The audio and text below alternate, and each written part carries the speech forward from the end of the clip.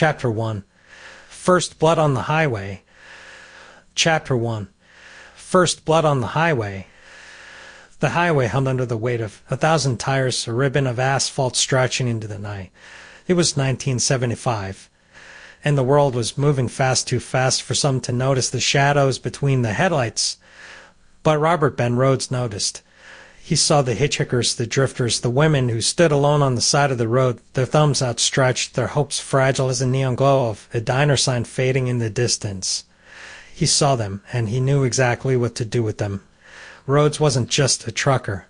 She had been picked up somewhere between Texas and Oklahoma, lured by the promise of a ride, maybe a meal, perhaps even a job. Rhoades had a way of making people trust him. He was clean-cut, polite, the kind of man who could blend into any crowd. But behind his steady gaze there was something else, a cold calculation, a hunger that had been growing for years. Inside the cab of his truck the air was thick with the scent of diesel and sweat. The woman sat beside him, her fingers tapping nervously against the dashboard.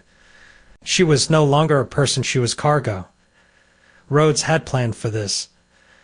In the back of his rig he had built a hidden compartment, a space where no one would look. It was there that he kept his tools that would turn a living, breathing woman into a stick. The forensic trail he left behind was sparse, deliberate. He knew how to clean up, how to make sure the evidence was buried deep. When her body was found weeks later, half buried in a remote stretch of desert, the investigators were baffled.